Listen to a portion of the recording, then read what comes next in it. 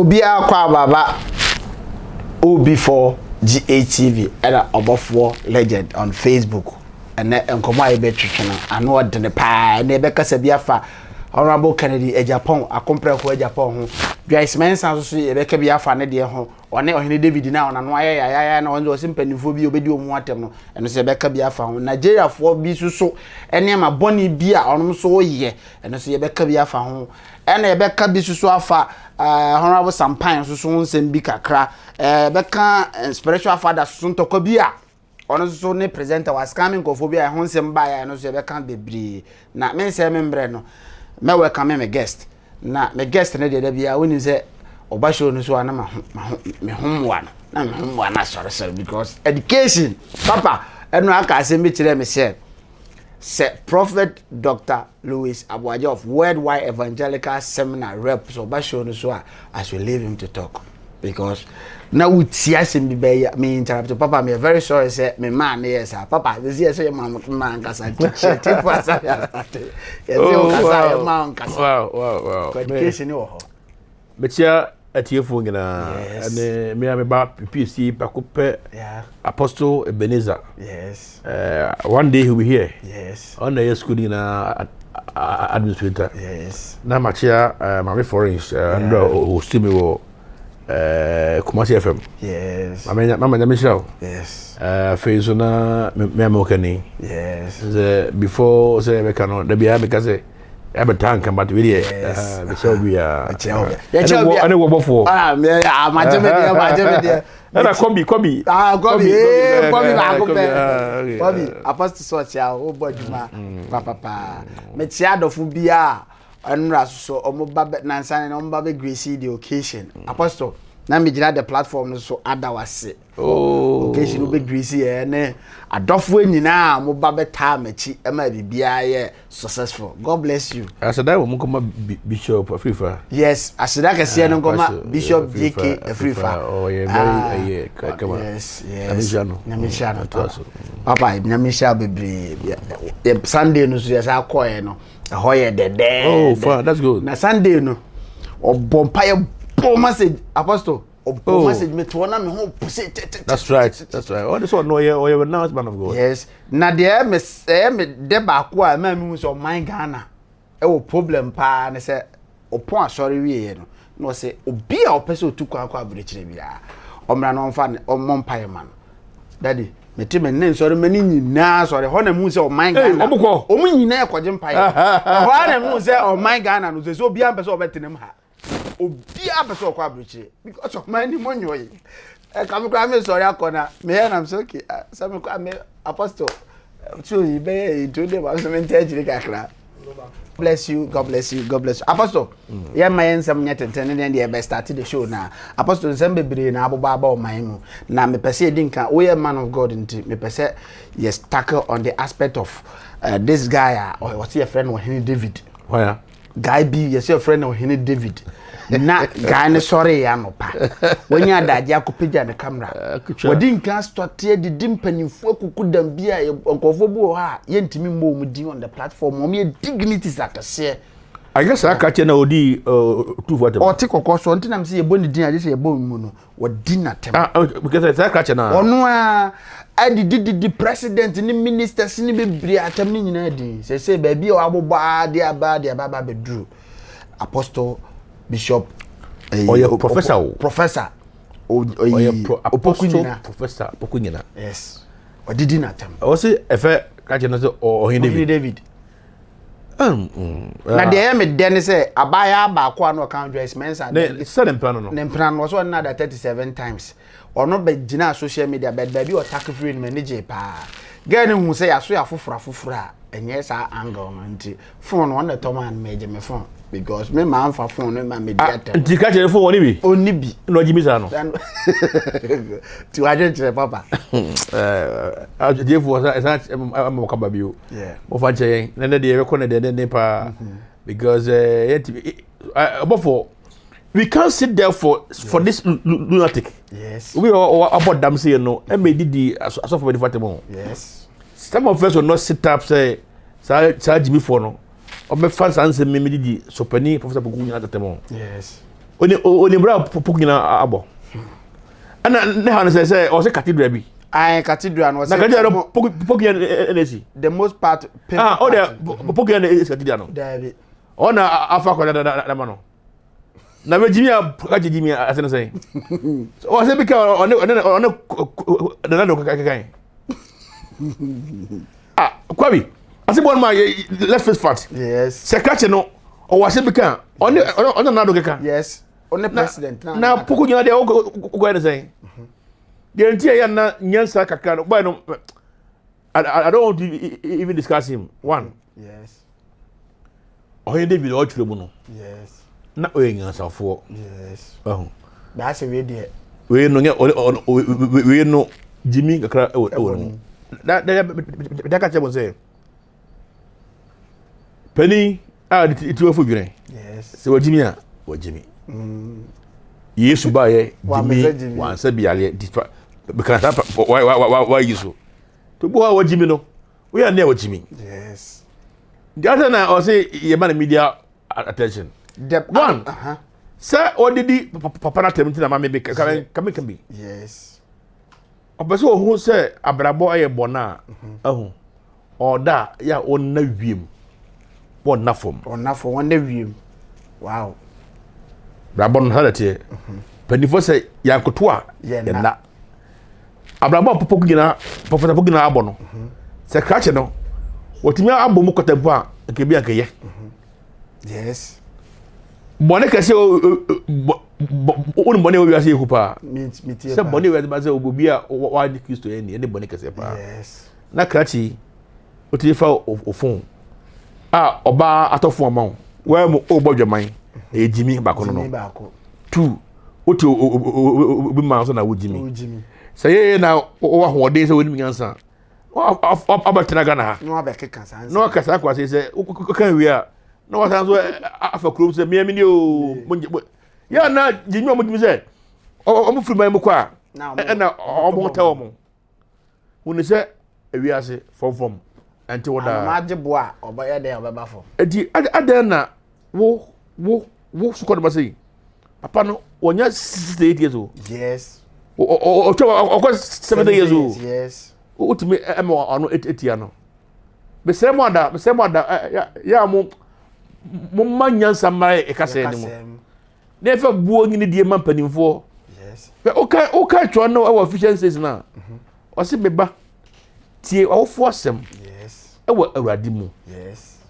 o ka awofo menu asem yes she o de obi bi o ka awofo a ewo awrade mu that is our spiritual fathers no o ka dioja ene wonani na onkwa na awara nti obi o pen kwatente bia no yes o geni die ene obuo ene mapani a wonyi ese no yes Jesus say apostle eno nti na nkofo bebire tetata da ho na 32 23 I'm not surprised man of God man of God say won say ebi say nge yare na ye nipa na ya le kwa de ba kakatete no me na munya 98 94 kare kwa so omewu fie na abrewa akora wawu na ndai so put me ebegina edi a pass immediate pass chairman of the Pentecost about 120 brackets 120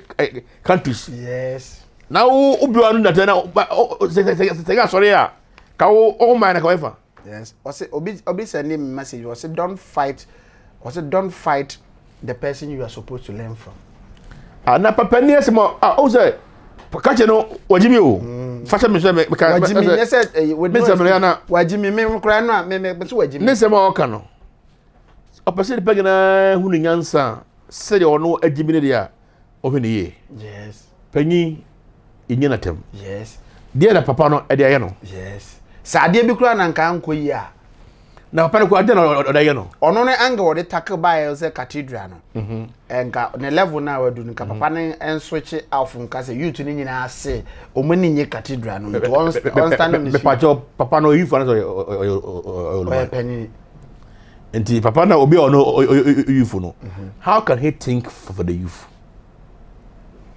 wow Wow. Who na was all your youth? Don't pass here to near. But law said he who wants equity must go with clean hands. Yes. Okope atatere near or ode atatere na eko. Enti wo Kenyans asema e tompanifo na akoma so a they will respond. Na wase ma beka yin na no obi a otake no. Obi papa.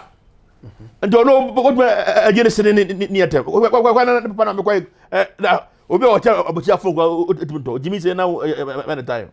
Ah? Obi o tell abuchi afo go otimto. Na obedi popogi na atem. Afutu obi na papa de man na. Wait, beautiful. Sir, I also who the implication of what he is doing. Afutu and you to be so ba o musu asa. Afutu so who ne say. On suya kasa. Yes. Na se menena. Yes. Anka on fa on nyansa. Yes. Ever play na Ghana me papa de chew. Yes. Why David? Bible say do was it before man out chikra. I say medieval no. Yes, don't touch them. And you are touching them. Don't touch my anointing. Na papa what for say why am dying? Was it you cathedral na no man say. Me cathedral no me personally me am against it. And the apostle Hana make me am against the cathedral. Says say come the apostle come they are back to my clear hand. I'm against the cathedral. Come there. I'm not in for the cathedral. Yes. Kenio. Yes. Yeah, we kasa buteni. The youth na me ko feel last no. Me na me one of situation bi. Papa as a cathedral say no, I'm not minimo. But let's call a spade a spade. Man pedi kufado.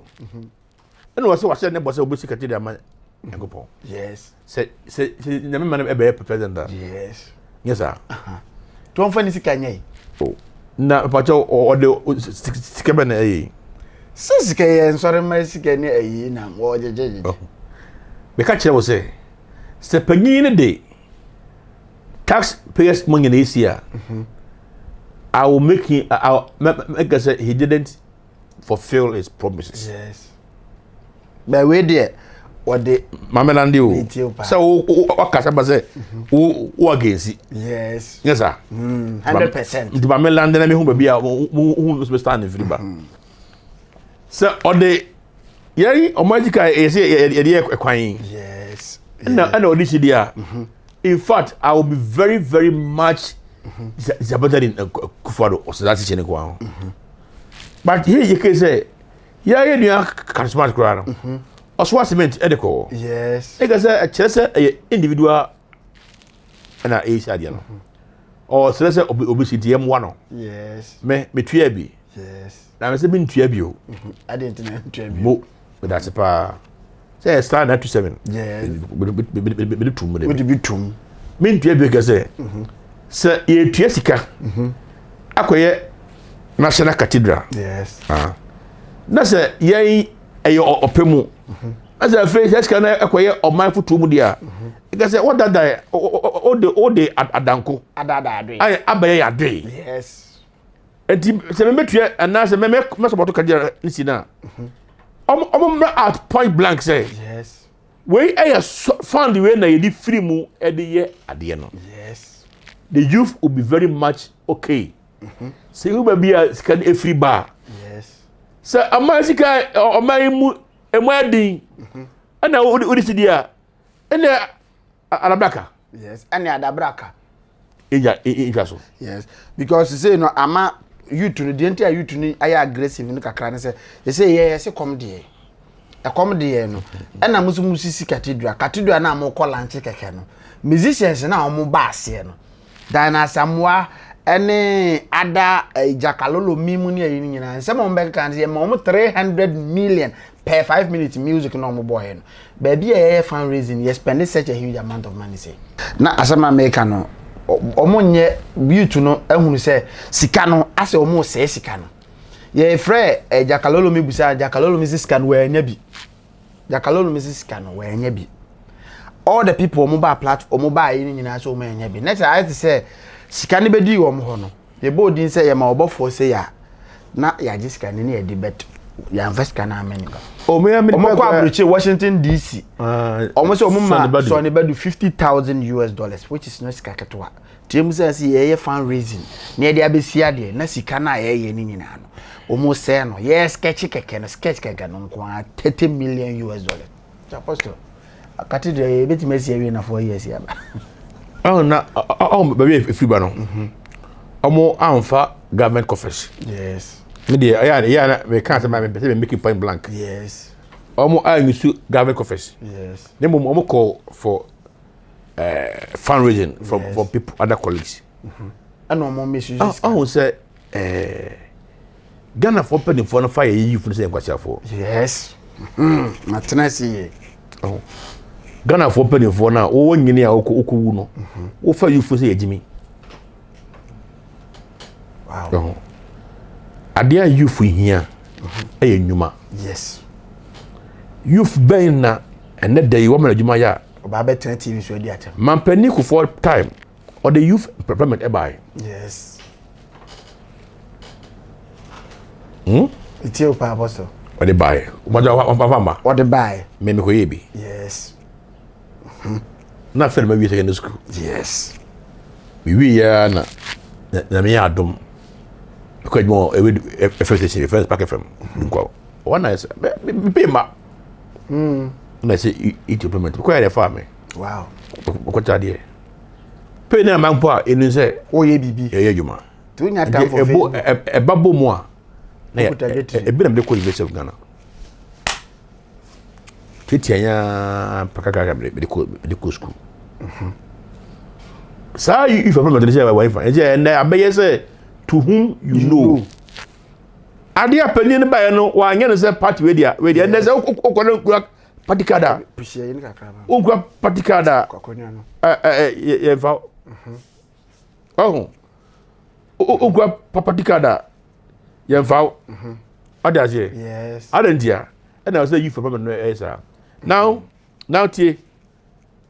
Sir, o man betimi agya na so bi wa ho. Yes. The governments and the people for the honor, they must think right. They must reason. Yes. Next, your temporary thinkers. Me kind of say, but oko business if it be BM, business management, if it be long-term planning, it was short-term planning.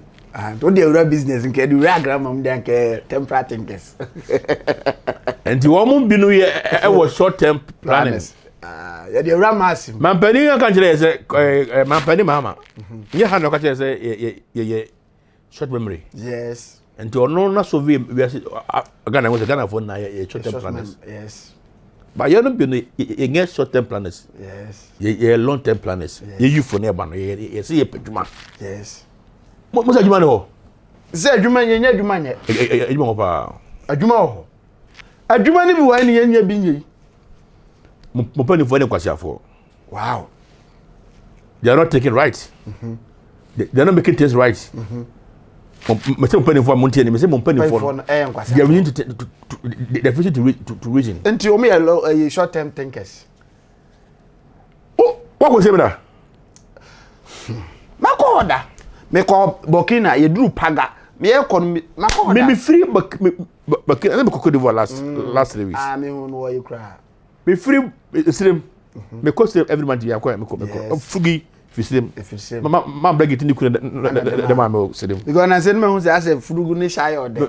No be 20. No wonder say kwa na so ha. Na me chat me I was a kwa no what my driving more than 3 hours. Now to crew. Now to crew. Ura go sa te. Land ne da hosa. Be say your people are within me am many pa Dr.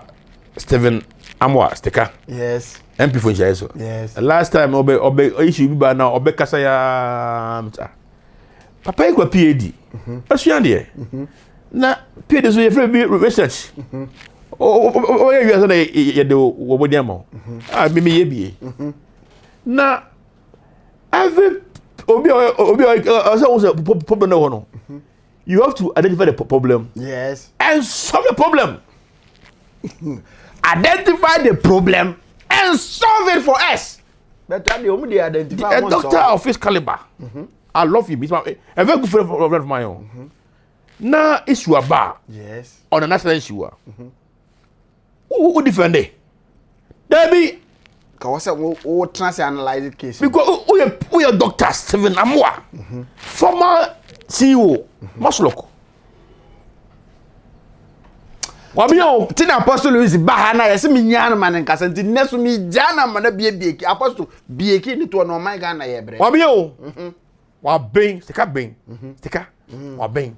Wow. And I expect him to come and tell us, or how we said the baby, but you don't compare all the to a video. Wow. Why? And we crab out obey say, we crab out obey say. That is what I'm saying. The yes. Because any if they think right, yes. If they think right, yes, they can make use of Ghana.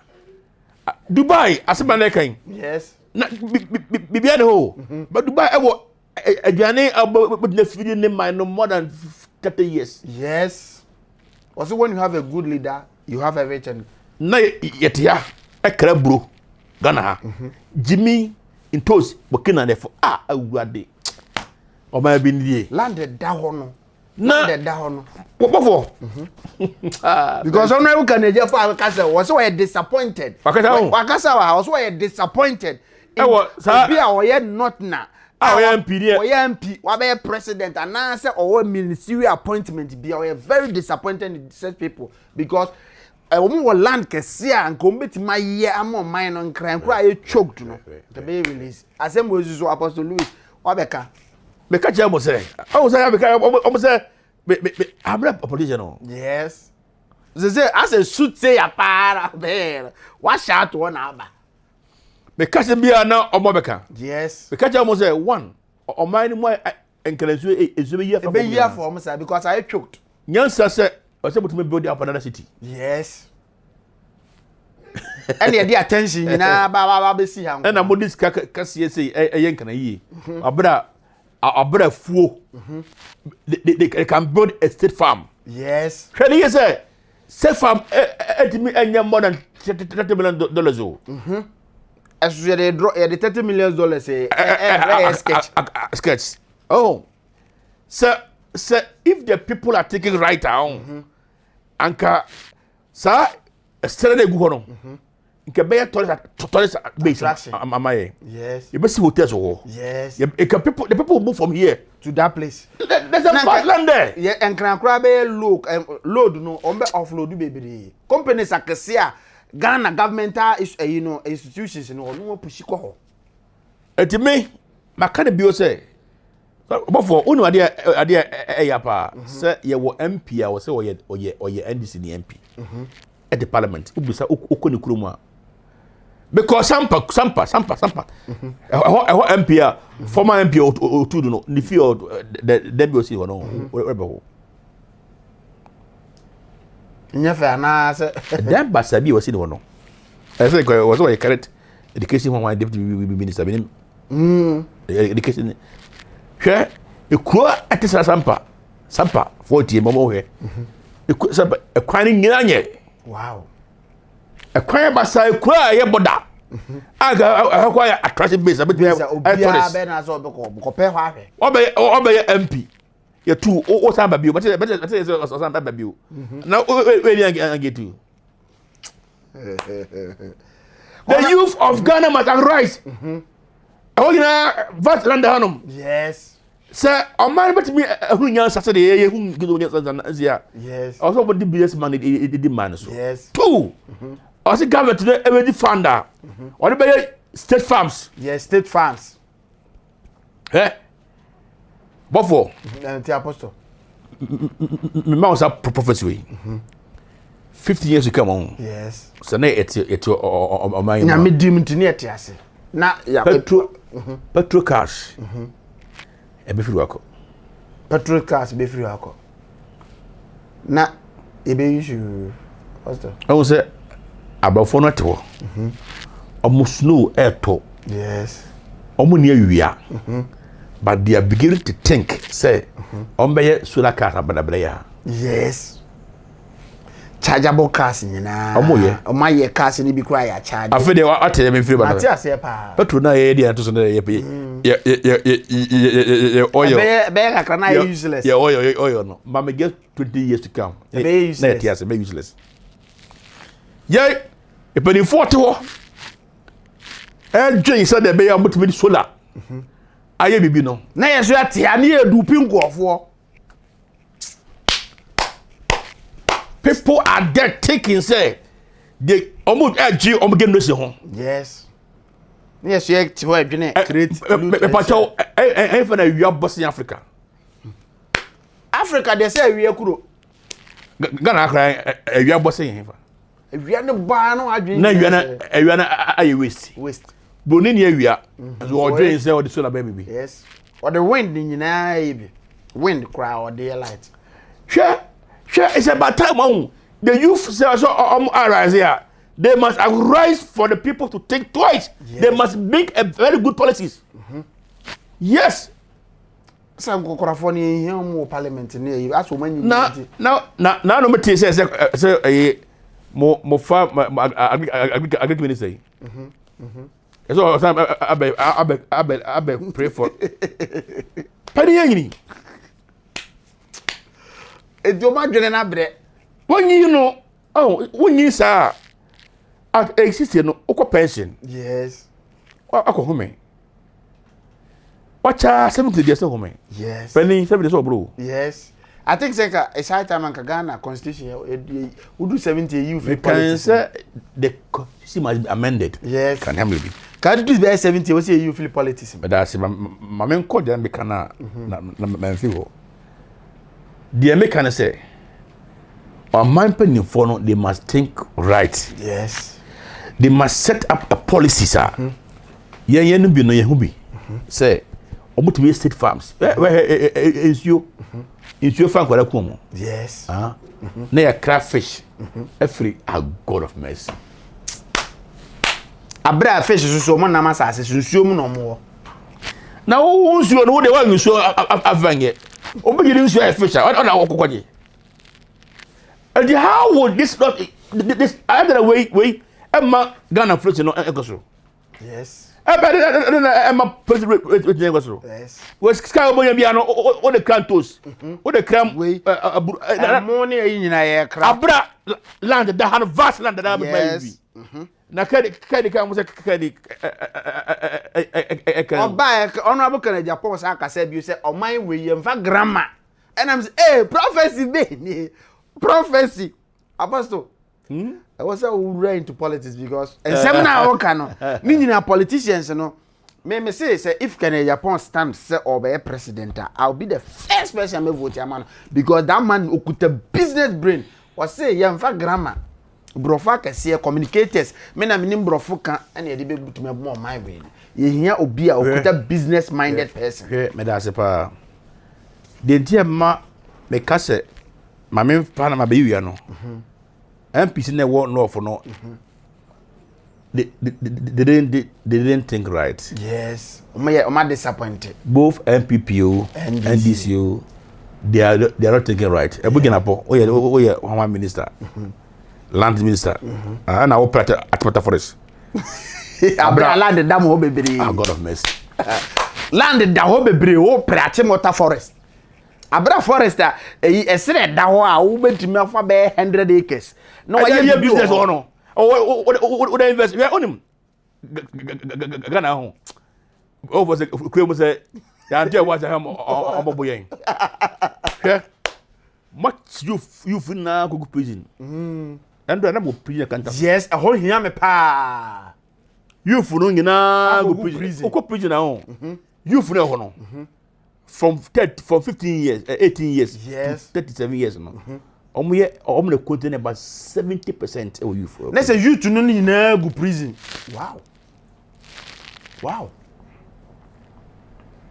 apostle ma dwene ma kura baby a wodi manam no why yira me kura na no it's more like say what host to me why yira ma dwene kura Obehwe young boys no mabani nyina no o hwe na se a o she prison. Dey be ntine ma boys na e ko prison na kom. Na adwuma. Se what be aye state farm e wo serem. Yes. Boga bongo ho ba bi. Yes. What the farm ho na oye. What do omo guzo adwuma. Je omo na aye to faso. Yes. Omo so nkobo kro no. Wow. Apostle, Mr. What's you call obeko outside country akwaya course bi oko ba ya apostle obedru ya first thing o de oba me your campaign man no me your campaign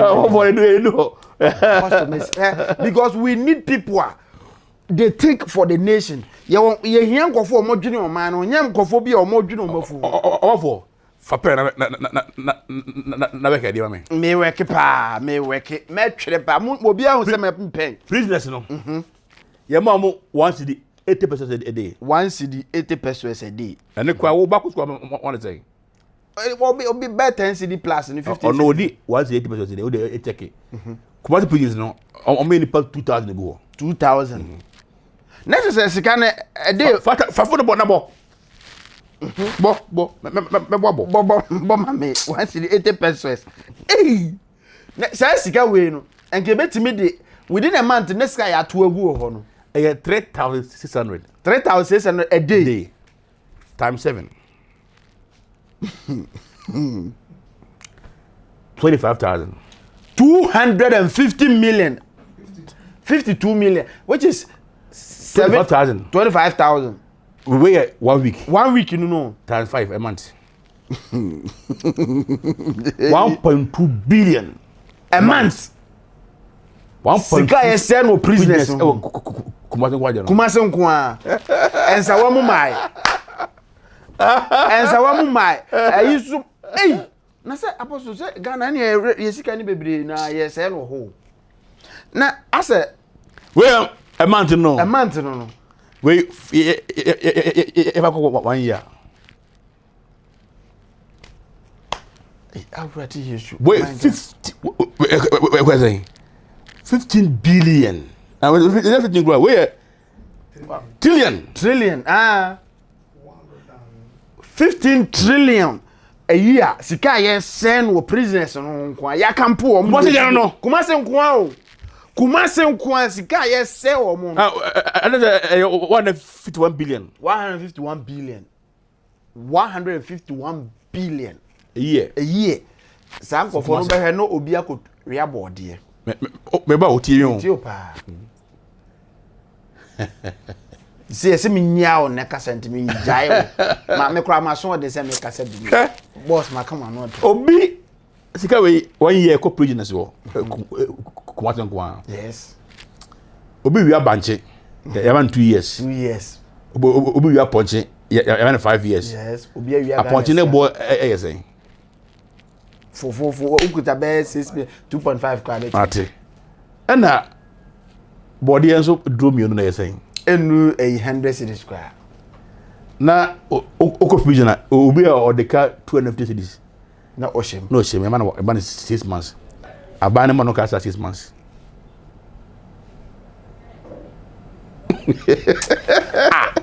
na ade kwa na ase ye kura yi obo titi ase dabi o ase anti ada na ya na me kase me ya kofo doctor o sima kan ya na we did yes anti unim ekwa fa so be mama sa de what me eti o a simple thing yani o monitor class is in ade o eti no you know na class shi ande yes aso mu back omu ye no na tena class o be aso mu free class wona omu de ne nkoye man bi sei me boa me sa period na kan omu e da prison no de wo me ye every prisoner bia na oda ho no obo man ka every year bia no eye 152 billion for Kubati prison kwa now se ka abanu be su nyansa because ya bitie pa obesu nyansa no wa fa dwen nanka otimi apase a community sentence yes Oh, Mr. Day. Community sentence. Na senkanya banche bode ne niema niema na ejele mu 5 years, 10 years. Na obi akọ robi Ghana yesika ebetire ni yayi nyina no. Na won nam ho. Kafro me de ne madum betuka akra. Yes. Tukwan ya. Ya na ye free bi say wo say ade sa obi kom say. Ye say me ko wia banche. Yes. Ena ere ma be prison. Na mo me de ne commission sentence. Yes. Nti me papra djum. Yes. And to be a who say we prisoner. Me gatem. Yes. Sen kom anyumre na e ma na akoda ni fie. No akoda ni fie. Tie ne apa oba. Oya say 6 months. Say e man 2 years ah. On tena prison wo enni abajika wo. Yes. O di ni fie aduane na. O di fie aduane. Esusu o wia. Obeya o man madwuma gagata e motisi no. Ko bi betua no. Na ke e do mu na eh. Yempeni foi apostle. Yempeni foi. Yempeni. Dia no abanu examba no ka wo. Didi fie. Na be adwuma ma. Na be ya ma. Na se onkwase ade na awe ye ne didi wo fie. Ye ni kwan ye be say 1.5 billion e wo wo ho. Didi wo fie. Uwi a nkwase ade na wodi ye no. Beti gatam. Na nka zoom lion fo ne nkofo bi e be gigi sika foforo no. Mo ade say ye wo. Oh. Because na be kire say government no yes omo the policy omo sa bill no akoto 2013. Yes. Ada na aban bia ehu nyansa say oba pemene sa policy no. If you say 1 so maybe they cut 2.5 3 million 5 million 1,000 na aban me ka sa dia boys no omokomu a na omosan akobio. Yes. Because on hard dying. On do that bill. Odidi say eye wanye o odidi. Nka apostle ka susu say nka zoom line company wo hwe. Nka prisoners bebrebe na nka mo ye community sentence ni na nka aban ni recruit o mo ho. Me kam say dey. Na o mo ye adwuma na ema aban na nkasa. Na nka bills ka bebrebe na ye send wo zoom line nko company na gi sa huge amount of money no. Nka so beti. Oh de make kan. Apostle mesra okoba. It is a campaign manager. Campaign manager. It is a bill no say. Before it me apart say bill na. Yes. Ko bi ko prison ba. Esan ko bill. Yes. Adentia. Onya hwe. Because we yam puntu djuma. Papa. Utie. Ese how? Ghana. I was there me ko prison ko he. Na me ko na ebi pamade. Yes. Ebi epaboa. Yes. Akukura na mpagba se kwa ona ebele mpagba ebele me fi shoe kama pa ebele me. Ama o so but kwa abem have shoe. The major size na me no. Efe na match or the prison. Be hwehwu a ka te be ya. Se de I telephone I see no. Na me to na me su. What the part to prison? Yes. Aban. Utua na moka. Yes. Omana aduan di. Onsu adwuma. Na de be nyansa na wunya se me diska be wura sa venture nim. Mo na ye kram podi form aboa. E free Tanzania edeba. Eba. Abra mo so betima ye no my Ghana. Say create loot and share. Sa niam ninti. Sa niam create loot and share. Yeah. Apo volunteer there. Yeah, can be never. Abra can't be pam that way here. Until a man are we waiting for what? Sadie no. My penny bet me I discuss a wura president on him. And my uncle educated my abra man. But for me, bro. Wait, tell Papa, Pastor. Say, government is a policy here. Nay, you're getting fun. Prisoners, $30 million. Nay, echo. Now, a man who can echo prison. Abra moon say, or to he. Share, Pabwa Moyano. What me, I'm my put for Bobo now. Sikana echo butino. Come him. Tadeno on Pamela Econo. Yes. But what you am a quarter cassia. No, me now pump Adaba. Yes. Say, Abadesi, Scudaya. na yakwose say abe mesi work no ebi da wala tickets na ho yes omo Aboagye na maye but we dey omo guha na omo aye harden criminal na ya chiro omo ndi ono ba abante a o say yi no the government think I was here gion apostle ma me ra ho ne o wa kire said youth ni nyina ye wo hen ye nyina egu prison youth no ye nyina ye gu prison o hwe Ghana prisoners 80% youth na gu ho na 20% ye enkokorafo ne ada nema nti emusa se man a youth ni nyina gu prison e be de na man no ayeye youth ni no free prison so ba no ye me obi free prison na apostle bedura the stigma alone stigma no na obi akowia e comedy obi ogoto obi banche yes ogoto obi board here ya jail ni 10 years 10 years uncle wabra sa de pa bitimi amani pa no kra adodo yes obeba no I harden criminal no o delete drugs ba ko bi ba wo so no de 3 months wo so ekobio anam say na wo wagimi ana wo free prison bo se hwe e hoya me desene ha na mbisa ansa aden me heda interview na mbisa ansa aden wo se ha no oba ya no obi am pese obeben no why na be fa na dwumam wo the cost of the ama prisoner young guy no obi na obefa na dwumam ba ho no kwa onya ntwobo ne ne charters o free ho ba na okuta 50 million apagya kan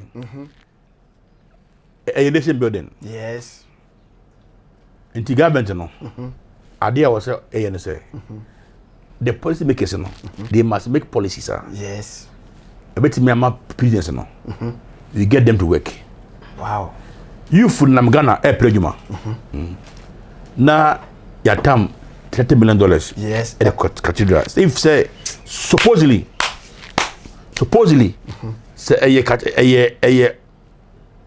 abansika what mean say sikai what mean at the mo $50,000 50,000 and yet 3 million crowd $10,000 $30 million no you $10,000 fako every district in Ghana say you for now hanging on me yen you factory amamo yes me da boy ya me ansa bi se ho me fa workers 50 mo district them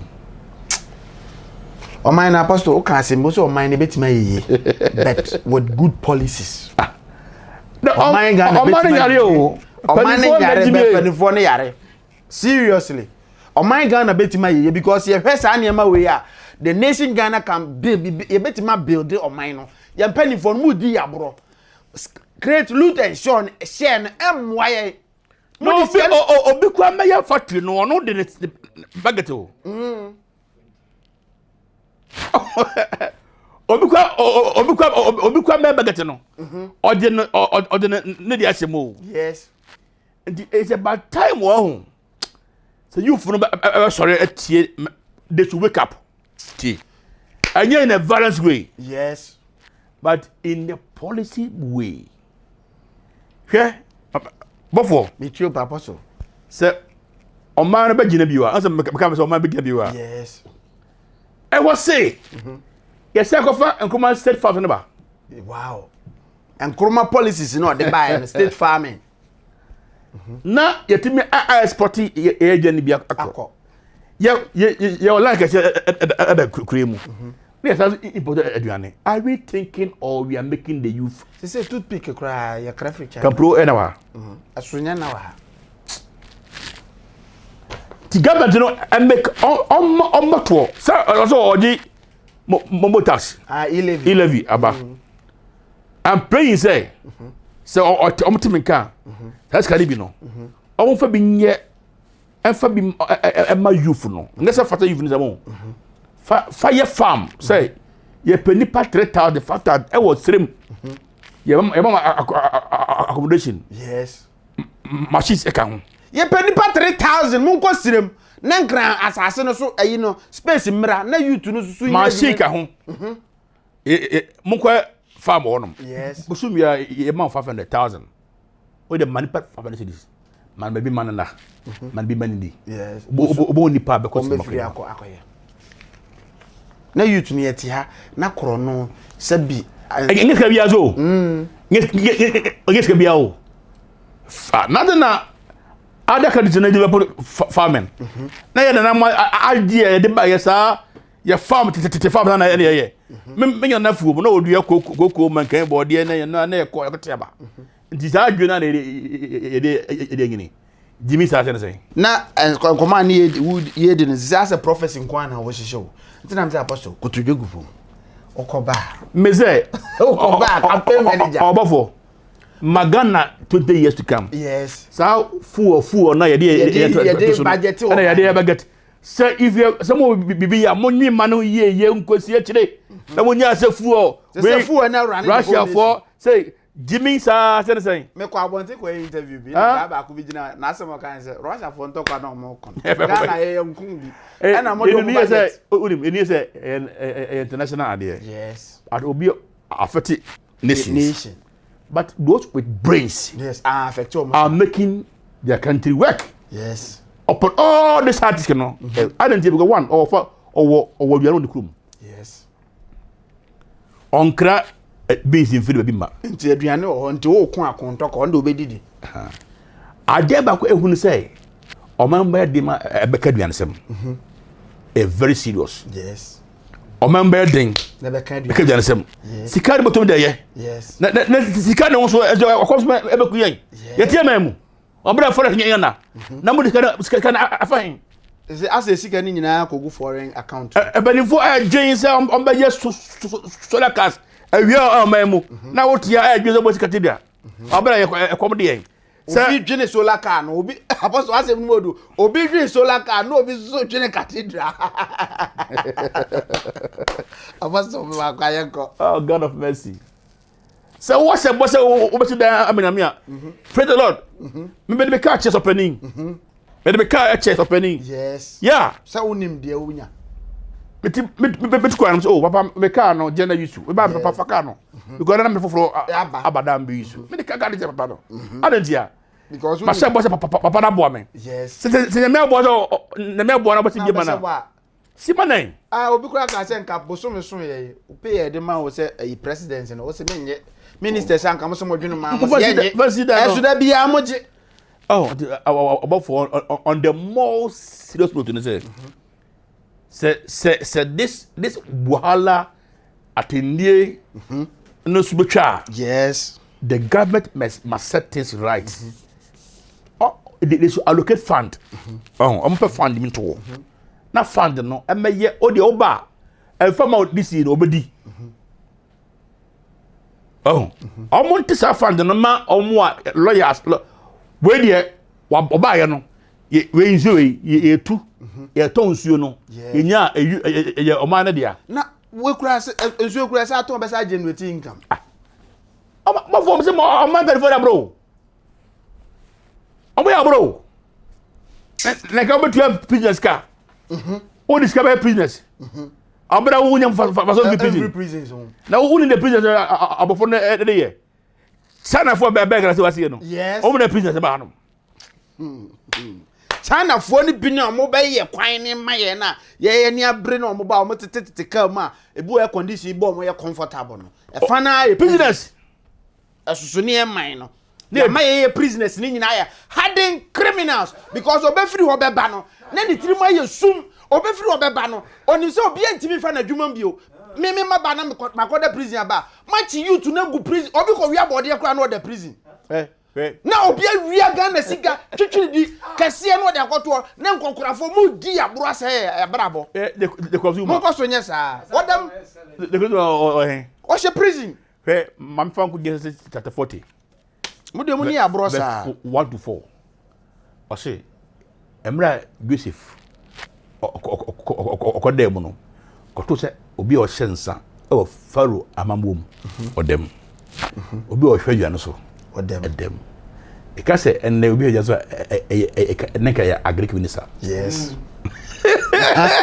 Eso ne no obi timi di bone wo ministerial positions na ya move ni from that position ni asa na ko se be foforo na me bisa say how dey scan ni ho ana na man grip youth ni nyina go prison ɛna nkɔkorafo nkwa na ɛwra ne man to ɔman na yɛ akɔkora ye nyini no ho ye nyini e wo se ye man no se ye ma ye ni amre ansori amma ne kra we ye mun MP this nation Ghana can never work. Yes.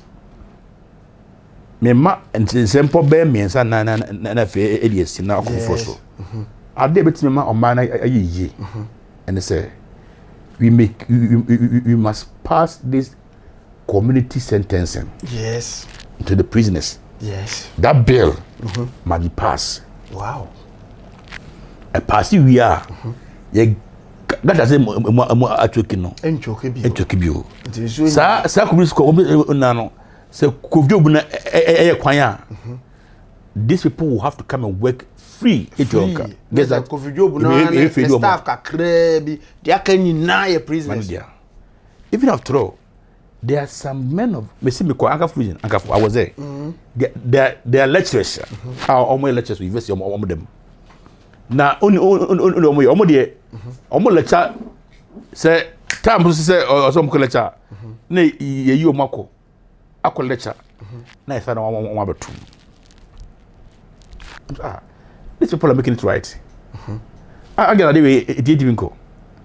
Obi emesi ni Adom. Odem akwa adwuma afa obi cement nti Adom na adwuma bɔ no. Na yire etifie. O ma ne ma so life ai basa. Di de be na e wo se e ye de bota go foi. Dia so ye ne say. Ghana ebisi factory ama man na. You call all the prisoners, all the prisons. Omo me architect.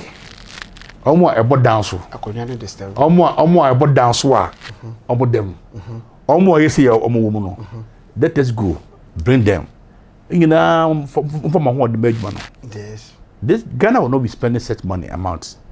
If you say, ye pay, obi now so for a sign at no more them. I will see a yisa kofuna ba. Yes. We cancel them. Yes. You how? Yes. We let them go for this prison for this community sentencing. You know. So for now, the idea is come. So me ko rape obi. Yes. And I'm quite. My name is Pastor Kofi Aboagye. I'm a rapist. And no cry a very humiliation. Oh, cry what you view. Unye view. I'm sure catch me oh krom. Wona che. Say na ka mo wa go Dubai.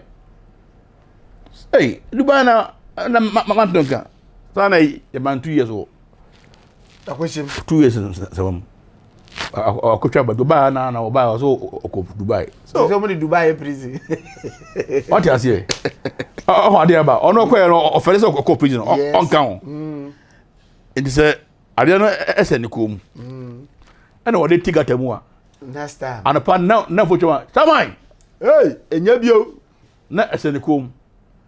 Capture na yama mumu say so ye twitwa mo na mo de camera si won so ni video mumu bi ehun say duma we no wadi I tell you nka the crime rate is better fucking the crime rate no so better apostle baby a whole pan a whole field na chief bino say hwan no so abeka na de na ono NDC ni na ono na say mo beka ne say who say why very disappointed in Kufuor administration. Chief Bani. Also, why disappointed in the Kufuor administration? Yeah, so the reason is finance minister said 12 billion, Kufuor said 17 billion. About for years can you do and now almost $57 ma what you mean? Ne party bayan. NDC. It is a boy abai de boba no. Yeah, the boy touch. Touch the boy me. They say do see am for touch so. Me say ya na omo fo kwase ko no eh. Sa ko fo kwase ko no Sa police wo obetra abemu. Say can ever ni say obetra mu wa nya ni what green book say why kwa wi. onye kwan wie kufo ana Ghana for atu yes ana yade aba ana onye ne yie ana ono so udi you don't have that right to say so ojama ye youth na ye adwen asay no ye kasa sasa no yes and they say yemfa ne say now no omo kan so me budget ye nyina oman ne hu bi it now no president 17 12 so omo jama ye youth na ye adwen asay no omo wie etika no o say e kasa they say jama ti ban ko se be no kasa anu nya den de anu de say wo wie etika mo wie tika na akọ mo se mo di maka atodompe na na bae na so bae won so se atisika so come there ana obey verification na de ma no na so se atisika beginning so ye na ne gi ya afede akoboni and you for enya bre no se enya bra na enya mre se ye kama any devo ye ka se o man ni nya yie na mjimbe kaza kama NDC4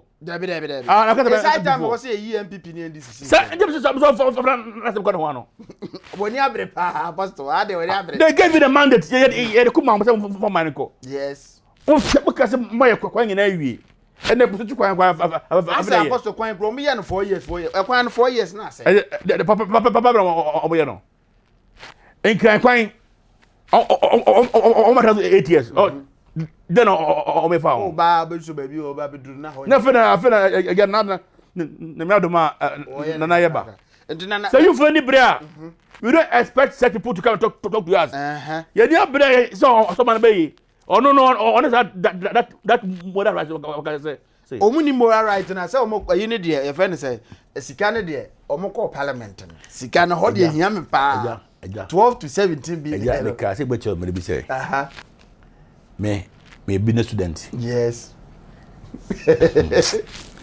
me prepare balance sheet the balance very am balance the balance sheet bu ha e de ma wa o balance na who ni say the study fishy e wo mu a who ni clear yes ade say yes so balance sheet ya careful at the buy and twaso mu say balance wa balance ni on one extra day we invest yes omo na chere ade wo school to accounting ya na omo re fi say omo chere ade say yeso me chere ko fo ade yes omo de nimdie ni wura mu trima mama mo de ma ya school and ye balance mo na mo de ma mo san so be bufura na ayesa de ka fro nyansa no ma nyusu asa mo de nyansa ne mo ma ye na mo ja ma nyusu mo de no ye ni matam ye chere omo de nyansa na ama ye wo school omo de sa nyasa no omo anfa omo adwen na ye se omo mai sa balance sheet me o ya be kasa ho go be student sa de we no o kasa kra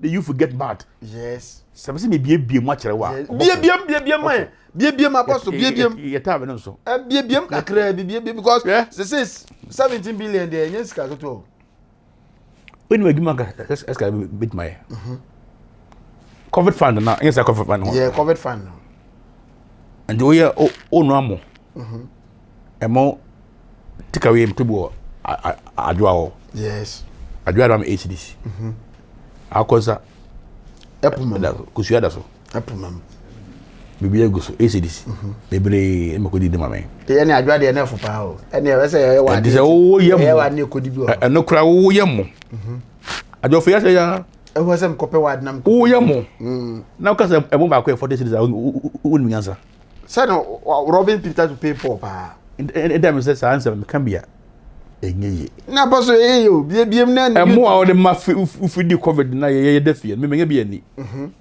ni so menye bi ani na odi ho bi kura bi amfa me mo de ko henfa ye hu say TV kakra bi na abotwa say strategy o me de camera na di o machi dinani se ni yemu a anga so ko me say the US for ye no every gate umunya sa benefit ni bi enye covid fund ya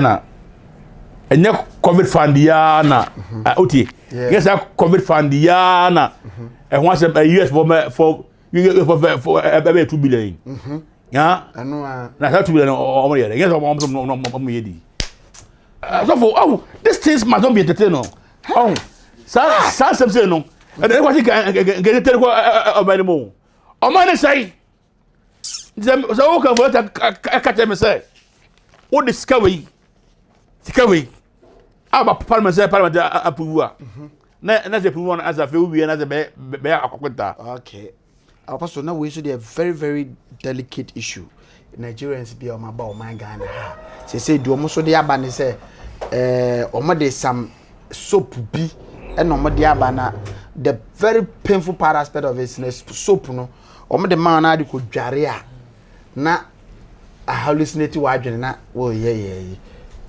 Na aba nti dey na also work afa on because with that nimdie ni akwantu ni ya otutu no at least we may on the gist on it because I had said a nation trend because yen ni esuro say ngofo yo me kape ni me da say and a big platform that I am be yeah so I do you no me hui and there's one DJ virus. Yes. And a Jausu. Yes. Or what FM. Yes. Or the or the link in the mamma. I said, also a crowd so interview me or what FM. I'm quite generous. I'll not speak on this issue. Yes. But where because this issue will not bring any national issue. I'm far Kafro. I'm from Putu be a go for ya. Fini je any Benin by Krumai. Yes. Mema tu kwanko Burkina ne Togoda. Untimi nko Benin. Abra won ne won grata. Yes. Last I was in Cote d'Ivoire. Me kono me kura me ID send me osofo, e kura me passport, e kura me national ID. E kura me a Ghana card, e kura me. They still ask me say, what are you going to do there? So me graduation. They have to call nipa na hono.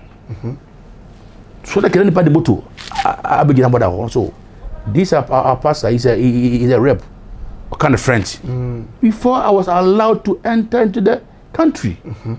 So where did these people pass to this country? I'm not so mdrubo that no cross so there. This is how how we run nation. Sana it's mine. Nyame e ka kire otworo mu se me ma anamakwa entuma e ma goshen kase so share boundary Adom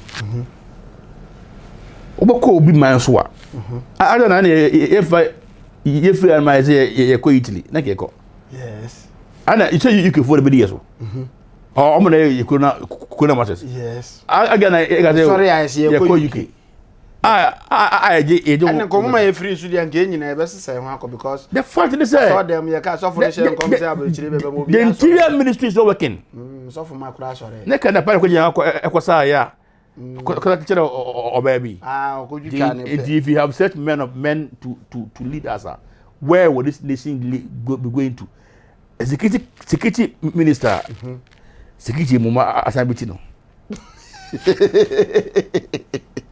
security minister security as area no wow they say interior minister papa kafra so this say they will tighten the borders yes even though they will come in but it should be nyando do so ofini me obo dem wia na or the number man na wa fe no say aduru su ye no Russian oye nti o say ono momo say no wa say be charge wo say man 5,000 and 10,000 man 2,000 so I guess they gonna for ya jimi anti ya sabe robe ya sa akọ we bazo ka say food and rubber for na ya na can make us food and they don't even know anything that's going on say ne so madwuma no munye ni na bi na adwuma be na ni nipa na free immigration officers ho no ahwe na ma na aba wie so of aba man ma wie and now so what is security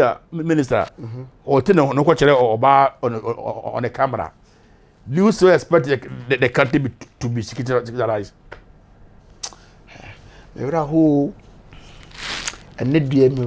do you still want the country to be securitized okay obijo Apostle Miraho seriously now okay minya su amesu okay hu jere me say beti yesu a so mama kana Minya su because the time can say as me who say yem penny for no because your money they can work it.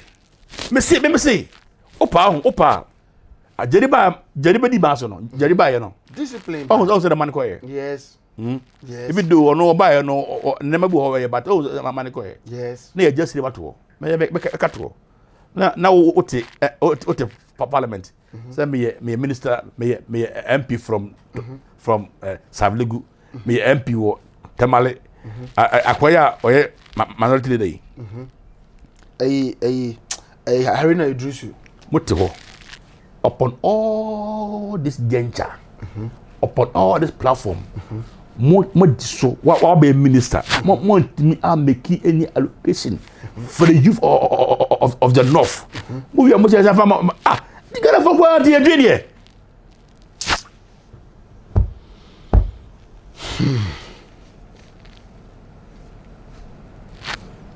there me smart for vi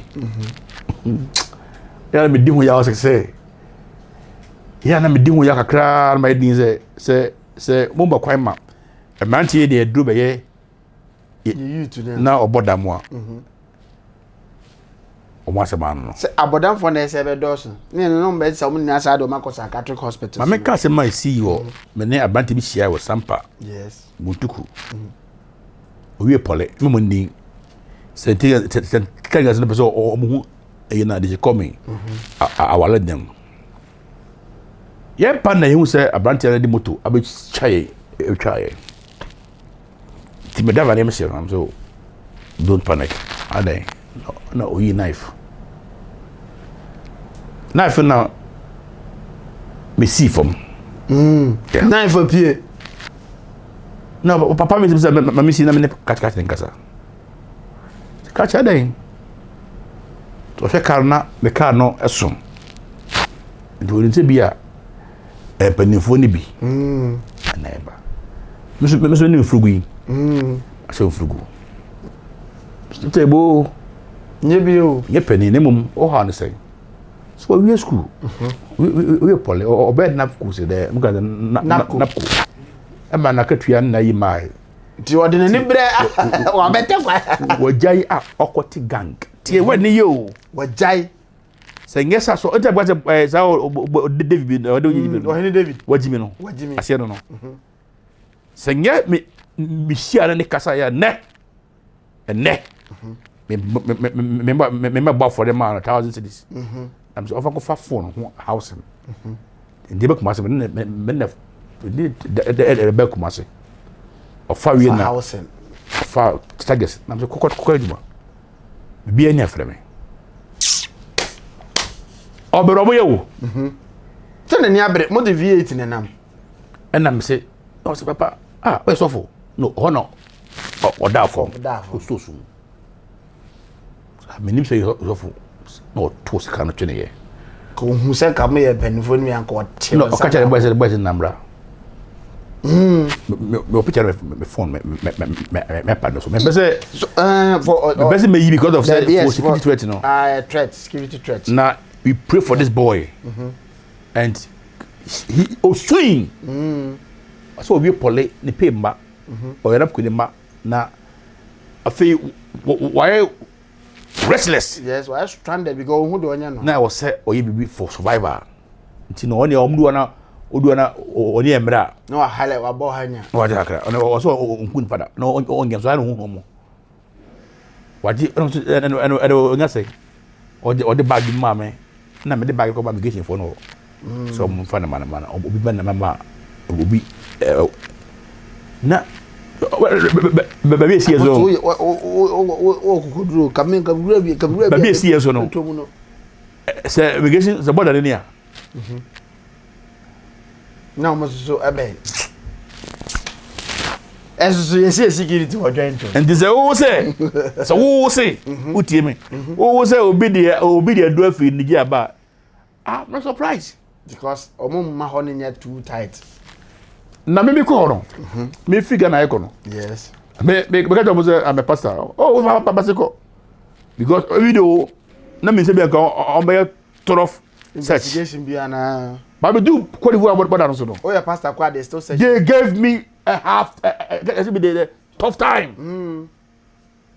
Omo dwere omo security ehun yie but as a Ghana ya man ehun say freeland obi aba no abewuram. Tough time.